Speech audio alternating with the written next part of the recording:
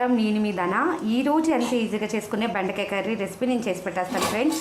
ముందుగా అయితే మనం బెండకాయలు శుభ్రంగా కడుక్కొని పక్కన పెట్టుకుందాం. వీటిని చిన్న చిన్న ముక్కలుగా కట్ చేసుకోవాలి ఫ్రెండ్స్. ముందుగా అయితే మనం స్టవ్ ఆన్ చేసుకుందాం. స్టవ్ అయితే ఆన్ చేసి స్లిమ్లో పెట్టుకోకుండా మామూలు వీటిలో పెట్టుకొని అందులో కొంచెం పెనం హీట్ అయిన తర్వాత 2 స్పూన్ ఆయిల్ అయితే మనం యాడ్ చేసుకుందాం ఫ్రెండ్స్. మరి ఎక్కువ ఆయిల్ యాడ్ చేసుకున్నా బాగోదు. ఇందులో మనం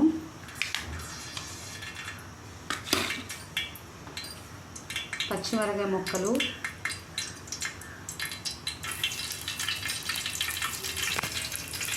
పచ్చనిపప్పు, ఆవాలు, జీలకర్ర, ఉద్దిపప్పు ఈ తాలింపు అయితే వేసుకుందాం. ఇందులో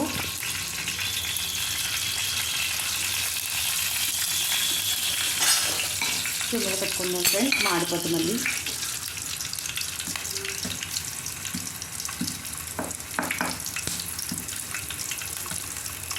ఇందులోనే 4-5 దంచి పెట్టుకున్న వెల్లుల్లిపాయ మొక్కలు వేసుకుంటే చాలా బాగుంటుంది ఫ్రెండ్స్. అంటే తొక్క తీయకుండా వేసుకుంటేనే దాని స్మెల్ అయితే ఈ బెండకాయలకు ఉంటుంది. అందువల్ల టేస్ట్ అయితే బాగుంటుంది. మీరు కూడా ఒకసారి ట్రై చేయండి.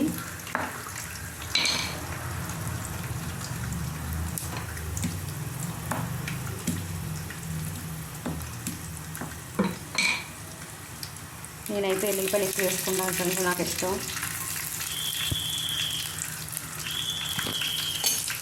కలుపుకుందాం.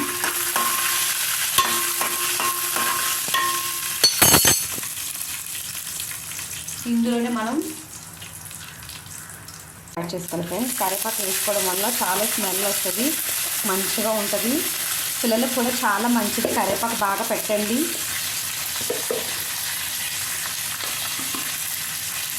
ఈ కడిగి శుభ్రంగా కట్ చేసుకున్న పెట్టుకున్న బెండకాయ ముక్కల్ని మనం కర్రీలో అందులో వేద్దాం ఫ్రెండ్స్.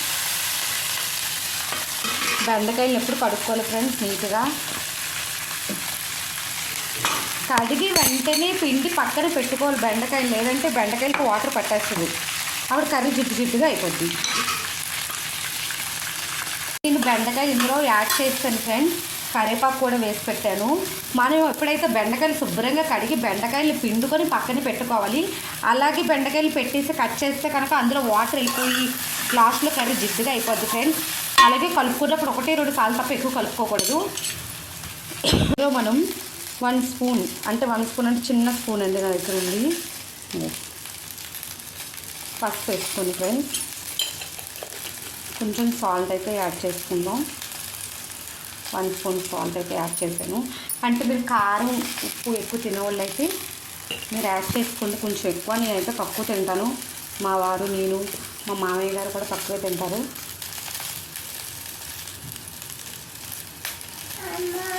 ఈ పసుపు, ఈ సాల్ట్ బాగా పట్టేలాగా ఒకసారి కలుపుకొని, కారం అప్పుడే వేయకూడదు ఫ్రెండ్స్. కారం వేస్తే మళ్ళీ తొందరగా అవ్వదు, కర్రీ మగ్గదు. ఇప్పుడు మనం ఒక ప్లేట్ పెట్టేసుకుందాం ఫ్రెండ్స్. ఇలా ప్లేట్ పెట్టేసుకొని ఆయిల్ అయితే ప్లేట్ పెట్టేసుకొని దానిలో వాటర్ అయితే వేసుకుందాం. ప్లేట్ పెట్టుకుందాం ఫ్రెండ్స్. ప్లేట్ పెట్టుకొని దీని మీద వాటర్ వేసుకుంటే కొంచెం తొందరగా మగ్గుతుంది ఫ్రెండ్స్. మీరు కూడా ఇది ట్రై చేయండి ఒకసారి.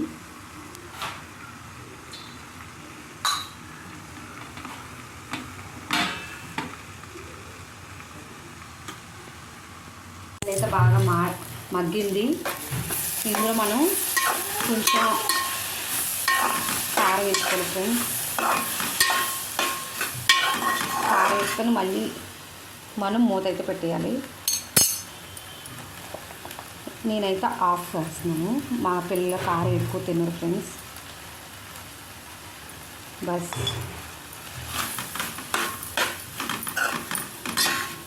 చాలా ఈజీగా అయిపోతుంది ఫ్రెండ్స్, చాలా ఈజీగా చేసుకోవచ్చు.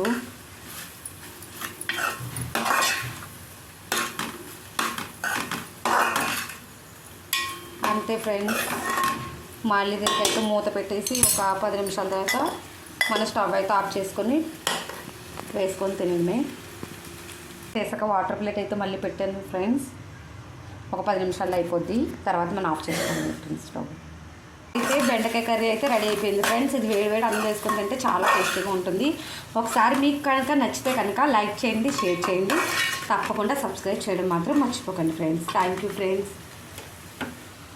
ఫైనల్గా అయితే మన బెండకాయ కర్రీ అయితే రెడీ అయిపోయింది ఫ్రెండ్స్. మీకు కనుక నచ్చితే తప్పకుండా లైక్ చేయండి, షేర్ చేయండి, సబ్స్క్రైబ్ చేయడం మాత్రం మర్చిపోకండి friends. Thank you friend, thank you for support.